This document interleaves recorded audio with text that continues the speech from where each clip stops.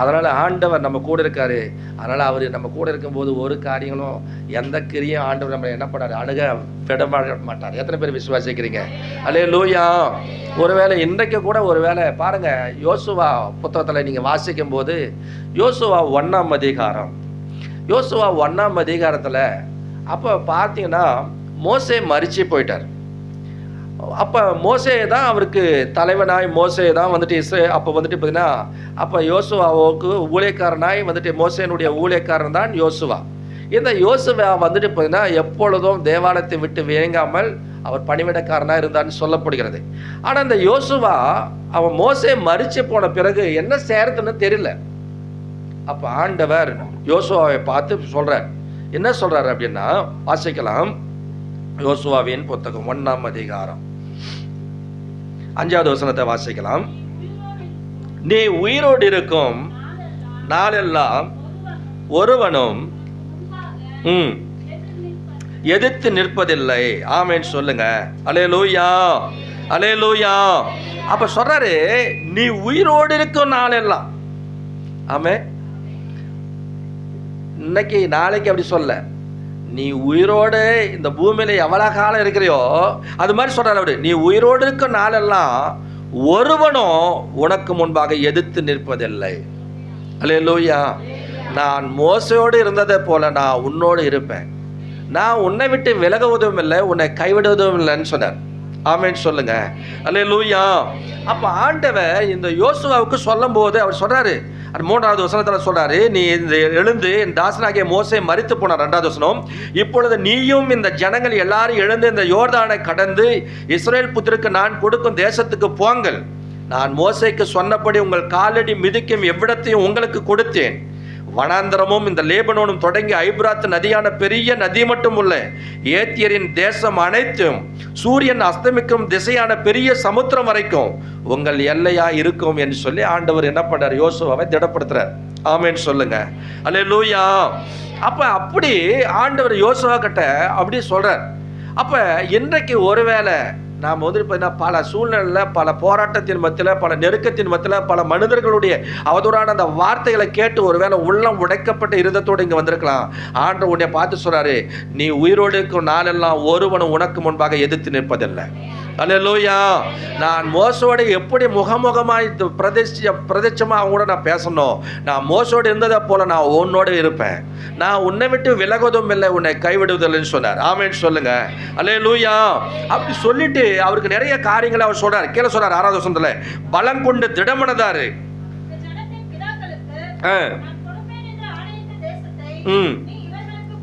பங்கிடுவாய்.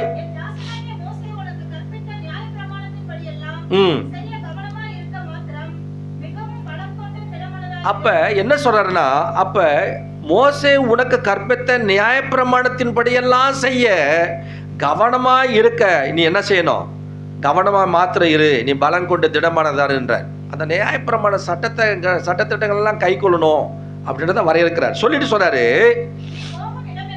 நீ போகும் இடமெல்லாம் புத்திமானாய் நடந்து கொள்ளும்படிக்கு அதை விட்டு வலது இடதுபுறம் விலகாது இருப்பாயாக என்று சொன்னார். ஆமென் சொல்லுங்க.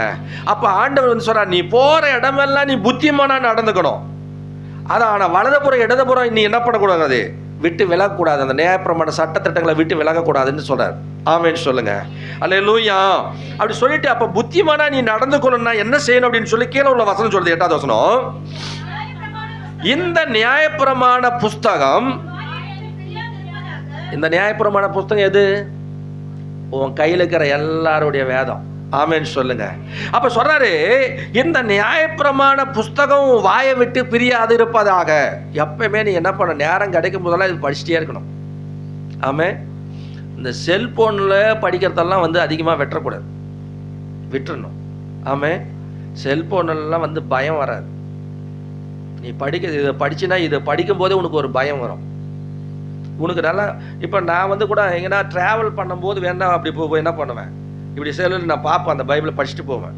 ஆனால் அது சும்மா போகக்கூடாது அப்படின்றதுக்காக அது நான் படிப்பேன் நான். ஆனால் என்ன ஒன்று அப்படின்னா, நான் பைபிள் படித்தேன்னா இப்படி படிக்கணும்னு வச்சுக்கினா, பைபிளில் பார்த்து நான் பைபிள் படித்தேன்னா, அப்படி பைபிளை பார்த்தே படித்தேன்னு சொன்னா, அப்போ பைபிளை எடுத்து வச்சு படித்தேன்னா, எனக்கு எந்த வசனம் எந்த இடத்துல சொல்லப்படுதுன்றத கரெக்டாக சொல்லுவேன் நான். இந்த இடத்துல கீழே இது பாரு இந்த வசனம், இங்கே மேலே இது பாரு இந்த வசனம், இங்கே இது பாரு வசனம் அப்படின்றத ஃபோக்கஸ் மாதிரி எனக்கு அது பைபிள் தெரியும். ஆனால் செல்ஃபோன்லாம் அப்படி வராது. அவன் அதை படிச்சிங்கன்னா கொஞ்சம் நமக்கு சிந்தை மாறும்.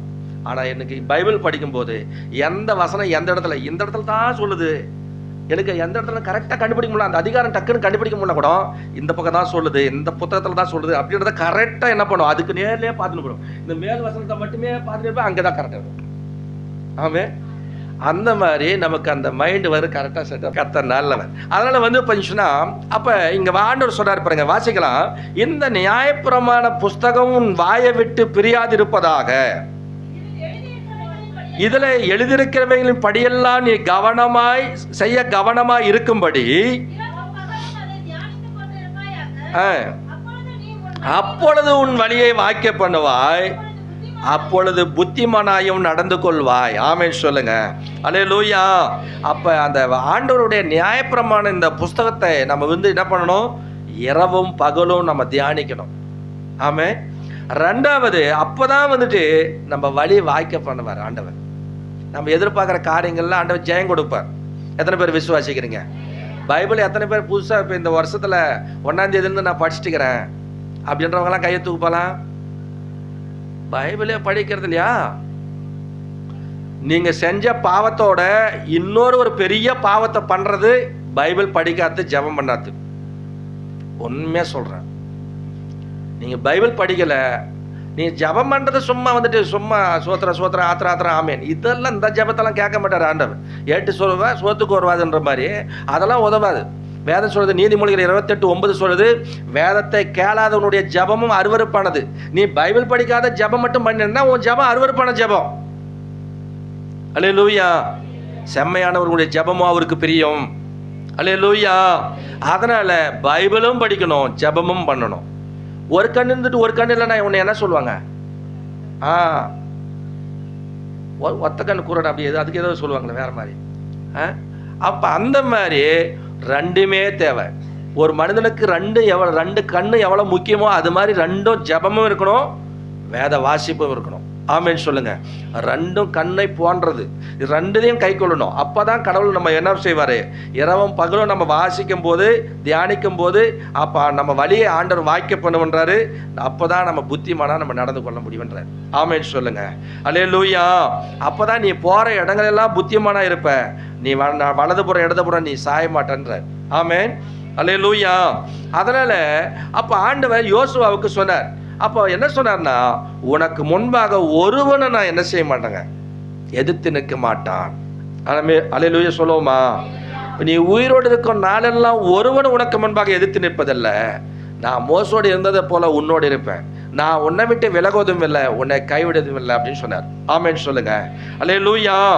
அப்படி ஆண்டவர் உன்னை கைவிடாதபடிக்கு ஆண்டவர் உனக்கு முன்பாக ஒருவனை எதிர்த்து நிற்க மாட்டான். இந்த எதிர்த்து நிற்க மாட்டான்றதை பார்த்து இந்த வசனத்தை கொஞ்சம் படிக்கும்போது நான் கொஞ்சம் யோசித்தேன். அப்போ பார்க்கும்போது யோசுவா 10ஆம் அதிகாரம் 5வது வசனத்திலிருந்து ஒரு வசனத்தை வாசிக்கலாம். யோசுவா 10ஆம் அதிகாரம் 5வது வசனத்திலிருந்து வாசிக்கலாம். எருசலேமின் ராஜா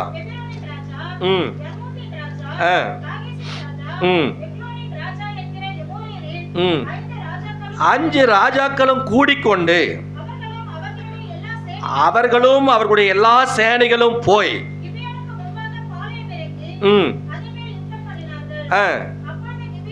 இப்ப இந்த 5 ராஜாக்களும் சேர்ந்து இப்ப யோசுவாவுக்கு விரோதமாக என்ன பண்ணாங்க, யுத்தம் பண்ண வராங்க.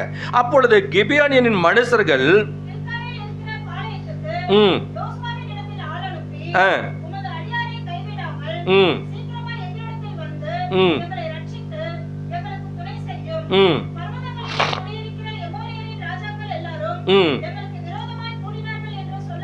சொன்னார்கள். உடனே யோசுவாவும்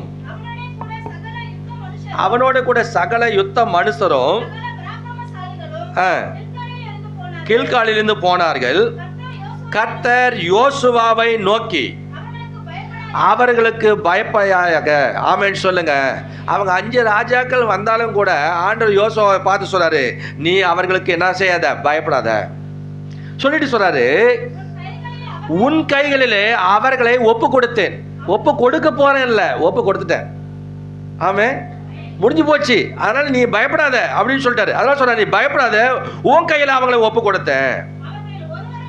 அவர்களில் ஒருவரும் உனக்கு முன்பாக நிற்பதில்லை என்றார். ஆமென் சொல்லுங்க. அல்லேலூயா.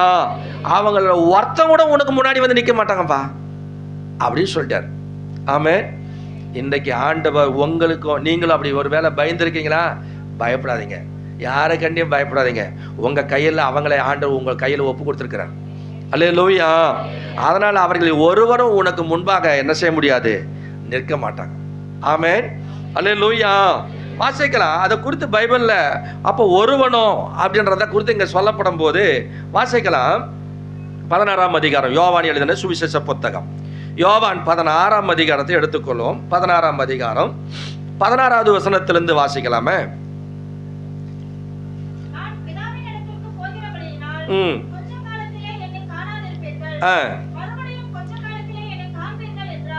அப்ப இயேசுனார் வந்துட்டு என்ன பண்றாருன்னா, அவர் சொல்றாரு, நான் வந்து பார்த்தீங்கன்னா பிதாவின் இடத்துல நான் போறதுனால கொஞ்ச காலத்துல என்னை காணாதிருப்பீங்க, மறுபடியும் கொஞ்ச காலத்துக்கு பிறகு என்ன பண்ணுங்க, காண்பீங்கன்னு சொல்றாரு. அப்ப நம்மள தான் என்ன பண்ணுவோம், நான் இல்லை இன்னும் கொஞ்ச நாள் என்னை பார்க்க மாட்டீங்க அப்படின்னா, அப்ப இவர் எங்கேயோ பிரயாணமா போறாரு, வீட்டில் இருக்க போதில்லை நம்ம நினைக்கிறோமில்ல. அப்போ அந்த மாதிரி ஆண்டவர் சொன்ன உடனே, நான் பிதாவிடத்தில் நான் போகிறதுனால கொஞ்ச காலம் என்னை காணாதிருப்பீங்க, மறுபடியும் கொஞ்ச காலம் கழிச்சு என்ன பண்ணுவீங்க, என்ன காண்பீர்கள் அப்படின்னாரு. இப்போ சொன்னதை இவங்க என்ன பண்ணாங்க, அப்படியே யோசிக்கிறாங்க. வாசிக்கலாம். அப்பொழுது அவருடைய சீசரில் சிலர்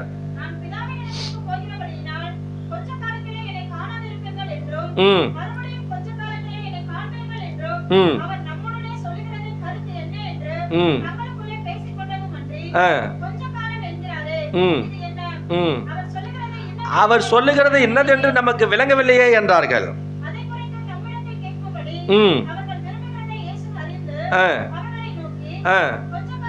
கொஞ்ச காலத்துல என்னை காணாதிருப்பீர்கள்,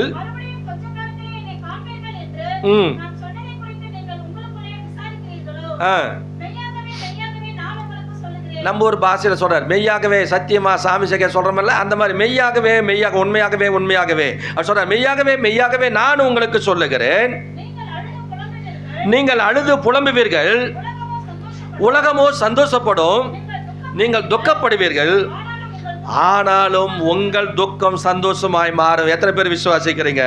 அல்லேலூயா. நீங்க அழுது புலம்பு கொண்டு இருக்கும் போது உலகம் என்ன பண்ணும், உங்களை பார்த்துட்டு கேளிக்கையில் பண்ணி சிரிச்சு நிற்கும்.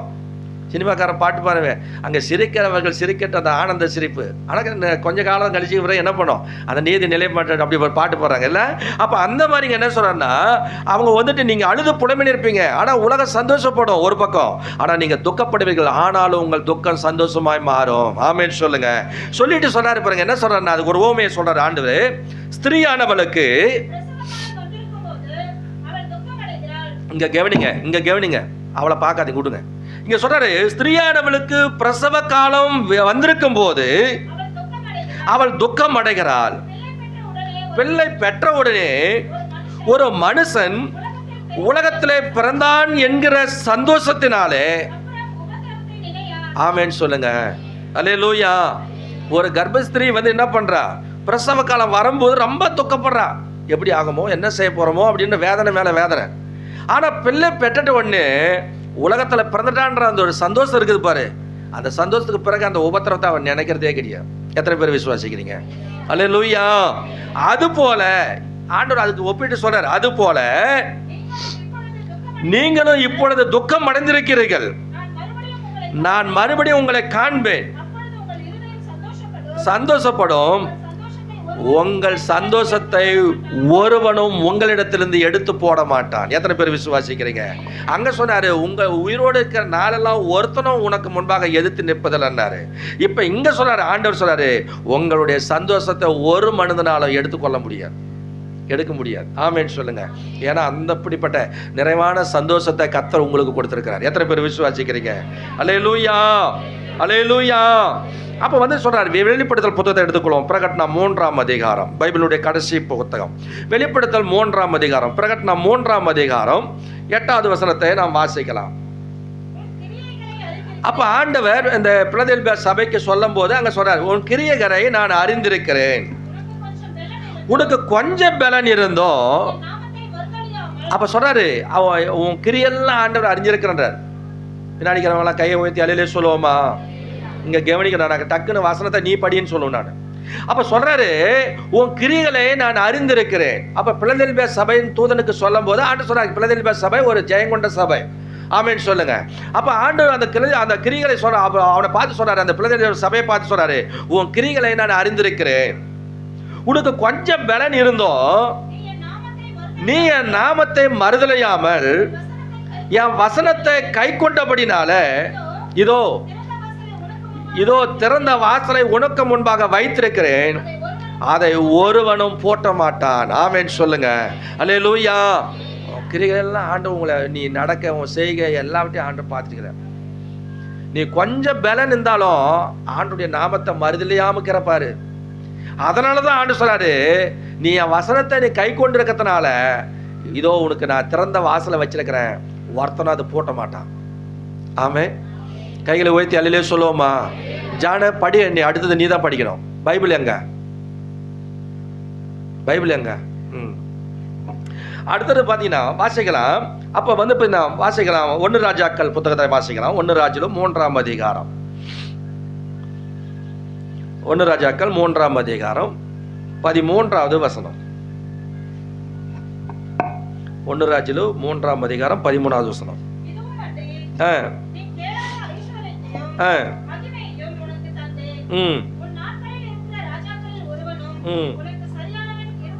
உனக்கு சரியானவன் இருப்பதில்லை அப்படின்னு சொல்லி ஆண்டவர் வந்து என்ன பண்றார், சாலமோனுக்கு இங்க சொல்றதை இந்த இடத்துல நம்ம பார்க்கிறோம். ஆமென். அல்லேலூயா. அப்ப சொல்றாரு, அப்ப ஆண்டவர்கிட்ட அவன் கேட்கறான், ஆண்டவர் வந்துட்டு என்ன பண்ண, எனக்கு ஞானத்தை தாங்க அப்படின்னு சொல்லி கேட்கறான்.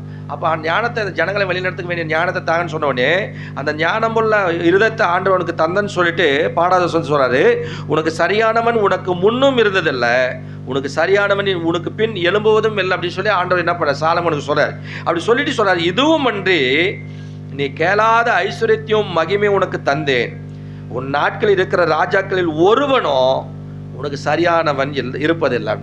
ஆமென் சொல்லுங்க. சாலமோன் இருக்கிற வரைக்கும் அவன் ஞானத்தை தட்டுறதுக்கு ஒரு மனுஷனும் இளம்பனதே கிடையாது. ஆமென். கைகளை உயர்த்தி அல்லேலூயா சொல்லுவோமா? அல்லேலூயா. அப்போ வந்து இப்போ சாலமோனுக்கு அப்படி சொன்னார், ஆண்டவர் மோசேவுக்கும் அப்படி சொன்னார். உபாகம புத்தகத்தில் திவ்ய உபதேச கண்டமும் 34ஆம் அதிகாரம் 10லிருந்து 12வது வசனம் வரைக்கும் வாசிக்கும் போது, மோசேவை போல ஒரு தீர்க்கதரிசி, அதுக்கு பிறகு முகமுகமாய் கத்தரை முகமுகமாய் தரிசித்த தீர்க்கதரிசிகள்ல அப்போ மோசேவை போல பின்னாடி என்ன பண்ணல, ஒரு தீர்க்கதரிசி இளம்பினது கிடையாதுன்னு சொல்றாரு. ஆமென். அல்லேலூயா. அல்லேலூயா. அப்ப ஆண்டவர் வந்து பாருங்க, ஆதியாகமம் 41ஆம் அதிகாரத்துல 38 39வது வசனத்தை கூட வாசிக்கும் போது பார்வோன் ராஜா சொல்லுவான், அவன் வந்து என்ன சொல்லுவான், பார்வோன் வந்துட்டு சொல்லுவான், யோசேப்பை நிறுத்திட்டு சொல்றான், உனக்கு சரியானவன் என் தேசத்துல யாருமே கிடையாது, உன்னை போல ஒரு தேவனுடைய ஆவியை பெற்ற மனுஷன் வேற யாரும் கிடையாதுன்னு சொல்லுவார். ஆமென் சொல்லுங்க. அல்லேலூயா. அப்ப உனக்கு முன்னாடி வந்துட்டு என்ன பண்ண, அந்த ஜனங்கள் எல்லாரும் காலை கையை கூட அசைக்க கூடாது அப்படி சொல்லி கொடுப்பார். எவ்வளோ ஒரு அந்த வார்த்தையில யோசேப்பை பார்த்து சொல்றாரு பார்வன், உன் அனுமதி இல்லாம ஒருத்தனை கை கூட கால் கூட அசைக்கூடாதுன்றார். எவ்வளவு ஒரு அதிகாரத்தை கொடுத்துருக்காரு பாத்தியா? ஆமென். அல்லேலூயா. அப்படி கர்த்தர் வந்துட்டு என்ன பண்ணுவாரு, ஒருவனும் உங்களுக்கு சரியானவன் இருக்க முடியாது, அவரோடு கூட நீங்க நெருக்கமான உறவு ஐக்கியம் இருந்துச்சுன்னு சொன்னா உங்களுக்கு சரியானவன் நிகரானவன் ஒருத்தனும் இருக்க முடியாது இந்த பூமியில. ஆமென் சொல்லுங்க. அல்லேலூயா. அப்ப ஆண்டவர் சொல்றாரு, ஒருவனும் உங்களுக்கு வச்சிருக்கிற அந்த வாசலை, ஆண்டவருடைய வாசல் ஆசீர்வாதமான அந்த வாசலை ஒருத்தனும் என்ன செய்ய முடியாது, போட்ட முடியாது. ஏன் காரணம், அவருடைய நாமத்தை கொஞ்சம் பலன் இருந்தோம், அவருடைய நாமத்தை மறுதலையாம அவரையே சார்ந்து சத்திய வசனத்துக்கு கை கொண்டு கீழ்ப்படிந்து நடக்கிறதுனால உனக்காக வச்சிருக்கிற அந்த வாசல் ஒருத்தனை போட்டவே முடியாது. அல்லேலூயா. உங்க சந்தோஷத்தை ஒருத்தனாவது எடுத்துடணும்னு நினைச்சா கூட உங்கள் சந்தோஷத்தை ஒருவனும் என்ன செய்ய முடியாது, பறித்து கொள்ள முடியாது. ஆமென். அல்லேலூயா. அல்லேலூயா. அத சொல்றாரு பாருங்க, யோவான் எழுதின சுவிசேஷ புத்தகத்துல 10ஆம் அதிகாரம் 28வது வசனம். யோவான் 10ஆம் அதிகாரம் 28வது வசனம். நான் அவைகளுக்கு நித்திய ஜீவனை கொடுக்கிறேன், அவைகள் ஒரு காலம் கெட்டு போவதில்லை, அவைகளை என் கையிலிருந்து என்ன செய்யறதுல பறித்து கொள்ள மாட்டான். ஆமென் சொல்லுங்க. அப்ப ஆண்டவர் அவர் உங்களுக்குன்னு என்ன பண்ணிச்சிருக்காரு? நித்திய ஜீவனை வச்சிருக்கிறார். பரலோக ராஜ்யத்தை கர்த்தர் வச்சிருக்கிறார். ஆமென் சொல்லுங்க. அந்த பரலோக ராஜ்யத்துக்கு போறதுக்கு ஆண்டவர் அதை ஒருத்த மனுஷனால என்ன செய்ய முடியாது? ஒருவனும் என் கையிலிருந்து பறித்து கொள்ள முடியாது. உங்களுக்குன்னு ஆண்டவர் வச்சது அது வச்சது தான். யாரும் ஆண்டவர் நீ நித்திய ஜீவனுக்கு போகக்கூடாதுன்னு சொல்லி சாத்தான் என்ன செய்ய முடியாது? பறிக்க முடியாது. எத்தனை பேர் விசுவாசிக்கிறீங்க? அல்லேலூயா. அங்க கேள சொல்றாரு பாருங்க, 26வது வசனத்திலிருந்து வாசிக்கலாம். ஆனாலும்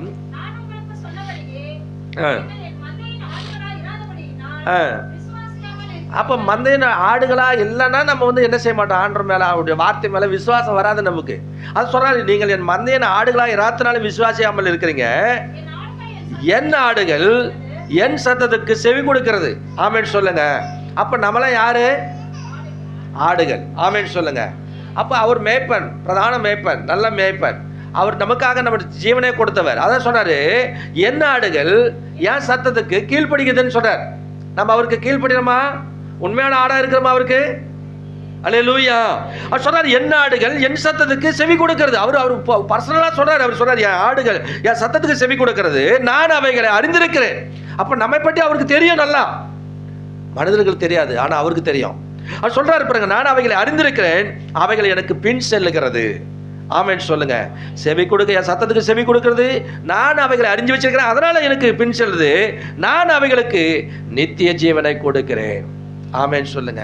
அவர் சத்தத்துக்கு உண்மையா செவி கொடுக்கிற ஆடுகளா இருக்கும் போது தான் அவங்களுக்கு தான் நித்திய ஜீவன், பரலோக ராஜ்யம். இல்லைன்னா எந்த ராஜ்யமும் கிடையாது. ஆமென். அவர் சொல்றாரு, நித்திய ஜீவனை கொடுக்கிறேன், அவைகள் ஒரு காலம் கெட்டு போவதில்லை, ஒருவனும் அவைகளை என் கையிலிருந்து பறித்து கொள்வதும் இல்லை. அவைகளை எனக்கு தந்த என் பிதா எல்லாரிலும் பெரியவராக இருக்கிறார். ஆமென் சொல்லுங்க. அவைகளை என் பிதாவின் கையிலிருந்து பறித்து கொள்ள ஒருவனாலும் கூடாது. ஆமென். அல்லேலூயா, அல்லேலூயா. ஆண்டு உங்க சந்தோஷத்தை யாராலும் எடுக்க முடியாது. உங்களுக்கு வச்சுனுக்கிற வாசலை ஒருத்தனும் போட்ட முடியாது. உங்களுக்கு சரியானவன் ஒருத்தனும் கிடையாதுன்றார். ஆமென் சொல்லுங்க. இருக்க முடியாதுன்றார். ஆகவே இங்க வந்து சொல்றாரு, அப்ப இங்க சொல்றாரு, உங்களை என் கையிலிருந்து ஒருத்தனும் பறித்து கொள்ள முடியாது, உங்களுக்கு வச்சிருக்கிற அந்த நித்திய ராஜ்யத்தை. ஆமென் சொல்லுங்க. ஆகவே உயிரோடு இருக்கிற நாளெல்லாம் ஒருத்தனும் உனக்கு முன்னாடி எதிர்த்து நிற்க முடியாது அப்படின்னு சொல்றார். ஆமென் சொல்லுங்க. அப்ப பவுல் சொல்றாரு, பவுலுக்கு சொல்லும் போது அவருக்கு விரோதமான சில மக்கள் என்ன பண்ணாங்க? எழும்பினாங்க. வாசிக்கலாம் அப்போஸ்தலர் புத்தகத்துல 18ஆம் அதிகாரம், அப்போஸ்தலர் 18ஆம் அதிகாரம் 10வது வசனம். அப்ப சொல்றாரு, நான் உன்னுடனே கூட இருக்கிறேன், உனக்கு தீங்கு செய்யும்படி ஒருவனும் உன்மேலே கை போடுவதில்லை. ஆமென் சொல்லுங்க. அல்லேலூயா. உனக்கு தீங்கு செய்யும்படி ஒருத்தரும் உன் மேல என்ன செய்ய முடியாது? கை போடுவதில்லை. ஆமென் சொல்லுங்க. அல்லேலூயா. அப்ப ஆண்டவர் பாருங்க, உன் மேல ஒருத்தனும் கை போட முடியாது. இந்த பட்டத்துல எனக்கு அநேக ஜனங்கள் இருக்காங்க, ஆனா உனக்கு தீங்கு செய்யும்படி ஒருத்தனும் உனக்கு என்ன பண்ண முடியாது? உன் மேல கை போட முடியாது என்றார். ஆமென் சொல்லுங்க. அல்லேலூயா. அப்ப ஆண்டவர் நமக்கு நம்ம வந்துட்டு பார்த்தீங்கன்னா ஒருத்தனும் நமக்கு விரோதமா என்ன செய்ய முடியாது? கை போட முடியாது. நமக்கு ஆண்டு கொடுத்திருக்கிற அந்த நித்திய ஜீவனை ஒருத்தனும் பறித்து கொள்ள முடியாது. ஒருவனும் நம்முடைய ஆண்டு நமக்கு கொடுத்திருக்கிற சந்தோஷத்தை பறித்து கொள்ள முடியாது, எடுக்க முடியாது. ஆகவே ஒருவனும் நம்முடைய வாசலை, அடைக்கப்பட்டிருக்க வாசலை ஆண்டவர் திறந்தா ஒருத்தனும் போட்ட முடியாது. ஆமென் சொல்லுங்க. நமக்கு சரியான ஒரு நிகரான ஞானம் படைத்தவர் நமக்கு முன்னாடி ஒருத்தனும் என்ன பண்ண முடியாது? இருக்க முடியாதுன்னு சொல்றார். ஆமென் சொல்லுங்க. அதனால ஒருத்தனும் உங்களை மேற்கொள்ள முடியாது. கர்த்தர் நம்ம ஆண்டவர் வந்துட்டு என்ன பண்ணார்? யோசுவாவுக்கு தைரியப்படுத்தி திடப்படுத்தி, நீ திகையாதே, கலங்காதே, திடன் கொண்டு தைரியமாறுன்னு சொன்னார் ஆண்டவர். இன்றைக்கு ஒருவேளை இப்படிப்பட்ட ஒரு நிலைமையோடு கூட வந்திருக்கலாம். ஒருத்தனும் உன் மேலே கை போட முடியாது. ஒருவனும் உனக்கு உயிரோடு இருக்கிற நாளெல்லாம் ஒருத்தனும் உன் மேலே என்ன பண்ண முடியாது? எதிர்த்து நிற்க முடியாதுன்னு சொல்லியிருக்கார். ஆமென். நான் மோசோடு இருந்ததை போல உன்னோடு இருப்பேன், நான் உன்னை விட்டு விலகுவதில்லை, உன்னை கைவிடுவதில்லை அப்படின்னு சொல்லியிருக்கார். ஆகவே நம்ம கைவிடாத ஆண்டவர் நம்ம கூட அப்படி இருக்கணும் அப்படின்னு சொன்னா, அந்த யோசுவா 1:5 வாக்குத்தத்தம் நம்மளுடைய வாழ்க்கையில் நிறைவேறணும்னு சொன்னா, நாம் எப்பொழுதும் இரவும் பகலும் அந்த நியாயப்பிரமாண புஸ்தகத்தை விட்டு வலதுபுறம் இடதுபுறம் நம்ம சாஞ்சி போகக்கூடாது. இரவும் பகலும் அதை தியானித்து கொண்டு இருக்கும்போது நம்முடைய வழியை வாக்கிய பண்ண முடியும், புத்திமானாக நம்ம நடந்து கொள்ள முடியும். ஆமென் சொல்லுங்க. கர்த்தர் தாமே இந்த வசனங்களை ஆசீர்வதிப்பாராக. பரலோக மனம் பதறாதே, போல் உதிர்ந்து எல்லாமல் போய்விடும். முல்லை போல் உலர்ந்து பூவை போல் உதிர்ந்து எல்லாமல் போய்விடும். காத்திரு பொறுத்திரு கர்த்தரையே நம்பியிரு காரியத்தை வாய்க்க செய்வார். உன் சார்பில் செயலாற்றுவார். காத்திரு பொறுத்திரு கர்த்தரையே நம்பியிரு காரியத்தை வாய்க்க செய்வார். உன் சார்பில் செயலாற்றுவார். பலியை கர்த்தருக்கு கொடுத்து விடு, அவரையே நம்பியிரு. பலியை கர்த்தருக்கு கொடுத்து விடு, அவரையே நம்பியிரு. நீதிமான் அனைவருக்கும் வெற்றி உண்டு வெகு விரைவில். நீதிமான் அனைவருக்கும் வெற்றி உண்டு வெகு விரைவில். துணை நின்று கர்த்தரோ நடத்தி செல்வார். துரிதமாய் ஜெயம் தருவார். துணை நின்று கர்த்தரோ நடத்தி செல்வார். துரிதமாய் ஜெயம் தருவார். காத்திரு பொறுத்திரு கர்த்தரையே நம்பியிரு காரியத்தை வாய்க்க செய்வார். உன் சார்பில் செயலாற்றுவார். காத்திரு காரியத்தை வாய்க்க செய்வார். உன் சார்பில் செயலாற்றுவார். பலியை கர்த்தருக்கு கொடுத்து விடு, அவரையே நம்பியிரு. பலியை கர்த்தருக்கு கொடுத்து விடு, அவரையே நம்பியிடு. மகிழ்ந்து களி கூறு, தொடர்ந்து துதிப்பாடு. மகிழ்ந்து களி கூறு, தொடர்ந்து துதிப்பாடு. உன் இதயத்தின் வாஞ்சை விருப்பங்கள் எல்லாம் விரைவில் நிறைவேற்றுவார். உன் இதயத்தின் வாஞ்சை விருப்பங்கள் எல்லாம் விரைவில் நிறைவேற்றுவார். காத்திரு பொறுத்திரு கர்த்தரையை நம்பியிரு காரியத்தை வாய்க்க செய்வார். உன் சார்பில் செயலாற்றுவார். காத்திரு பொறுத்திரு கர்த்தரையே நம்பியிரு காரியத்தை வாய்க்க செய்வார். உன் சார்பில் செயலாற்றுவார். பலியை கர்த்தருக்கு கொடுத்து விடு, அவரையே நம்பிடு. பலியை கர்த்தருக்கு கொடுத்து விடு, அவரையே நம்பிடு. கொடுத்த காணிக்கைகளுக்காய் கர்த்தரை நாம் ஸ்தோத்திரிக்கலாம்.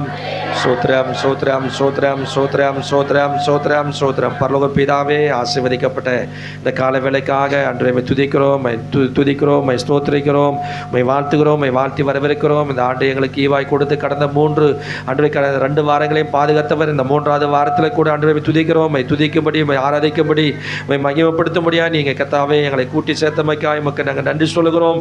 யோசுவாவை திடப்படுத்தி தைரியப்படுத்தின எங்கள் ஆண்டவர் எங்களை ஒவ்வொருவரையும் அப்படி ஆண்டவரை துதிக்கிறோம். உனக்கு முன்பாக ஒருவனும் எதிர்த்து நிற்பதில்லை. நான் மோசோடு இருந்ததை போல உன்னோடு இருப்பேன், நான் உன்னை விட்டு விலகுவதில்லை, உன்னை கைவிடுதலைன்னு சொன்னவர். அப்படி எங்களை கைவிடாத எங்கள் கண் ஒவ்வொரு நாளும் எங்களை கரம் முடித்து நடத்த முடியாது நாங்கள் ஜெபிக்கிறோம். எங்கள் சந்தோஷத்தை ஒருவன் மனிதனாலும் எடுத்துக்கொள்ள முடியாதுன்னு சொல்லியிருக்கீங்க. ஆண்டவரே, நீங்கள் கொடுத்த சந்தோஷத்தை ஒருவனும் ஆண்டவரை பறித்துக்கொள்ள முடியாது. நீர் எங்களுக்காக வச்சிருக்க அந்த நித்திய ஜீவனை ஒருவனும் ஆண்டவரை பறிக்க முடியாதுன்னு சொல்லியிருக்கீங்க. ஆண்டவரே, அதுக்காக உமக்கு நாங்கள் நன்றி சொல்லுகிறோம். ஆண்டவரை துதிக்கிற எங்களுக்கு தீங்கு செய்ய முடியும். ஆண்டவரே, மனிதர்கள் வந்தாலும் எங்கள் மேலே கை போட முடியாதுன்னு சொல்லியிருக்கீங்க. ஆண்டவரே துதிக்கிறங்க தாவே, சோத்திரிக்கிறோம். ஆண்டவரே நீர் எங்களுக்காக வைத்திருக்கிற அந்த வாசலை ஆண்டவரே ஒருவனும் போட்ட முடியாதுன்னு சொல்லியிருக்கீங்க. ஆண்டவரே துதிக்கிறோம். எங்களுக்கு சரியானவர்கள் நிகரானவர்கள் ஒருவரை இருக்க முடியாதுன்னு சொல்லியிருக்கீங்க. அதுக்கு அந்த வார்த்தைகளை கேட்டார் போல எங்களுடைய வாழ்க்கை ஆண்டவரே உம்மை சார்ந்து வாழ ஆண்டவரே உம்முடைய சித்தத்தை நிறைவேற்றுவதற்கு போதுமான கிருபையும் ஞானத்தையும் வல்லமையும் பலனையும் உம்முடைய சத்துவத்தை நீர் எங்களுக்கு தந்து வழிநடத்த முடியாது நாங்கள் ஜெபிக்கிறோம். வந்த ஒவ்வொரு பிள்ளைகளையும் ஆசீர்வதிங்க. ஆண்டவரே காணிக்கு கொடுத்த ஒவ்வொரு கரங்களையும் தனித்தனியாய் பேர்பராய் கறந்தோட்டு ஆசீர்வதித்து என்னுடைய பிரதிபல நன்மையெல்லாம் அதிகமாய் பெற்றுக்கொள்ள நம்முடைய பிள்ளைகளுக்கு கிருபை செய்ய முடியும் நாங்கள் ஜெபிக்கிறோம். இந்த வாரம் முழுவதுமாய் கர்த்தருடைய மகிமை ஒவ்வொருவரையும் விட்டு விலகாதபடிக்கு கர்த்தர் பாதுகாத்துக் கொள்ளும். ஆண்டவரே எதிர்பார்க்கிற காரியங்கள் எல்லாம் சரீர பிரகாரம் ஆவிக்குரிய தேவையெல்லாம் சந்தித்து கனப்படுத்தி மேன்மைப்படுத்த முடியாது நாங்கள் ஜெபிக்கிறோம். தொடர்ந்து கிருபை செய்ய நாமத்தை மையப்படுத்துங்க. வந்த ஒவ்வொருவரையும் தனித்தனியாய் பேர்பராய் கறந்துவிட்டு ஆசீர்வதிங்க. தொடர்ந்து உடைய நாமம் மாத்திரம் மையப்படுத்திக் கொள்ளும்படி வேண்டிக்கிறோம். பெரிய காரியங்களை செய்யுங்க. ஏசுரத்தால் ஜெபம் இயேசுவின் நாமத்தில் பிதாவே. என் ஆத்துமாவே கர்த்தரை சோத்ரி, என் முழுமையுடைய பரிசுத்த நாமத்தை சோத்ரி. என் ஆத்துமாவே கர்த்தரை சோத்ரி, கர்த்தர் செய்த சகல உபகாரங்களையும் மறவாதே.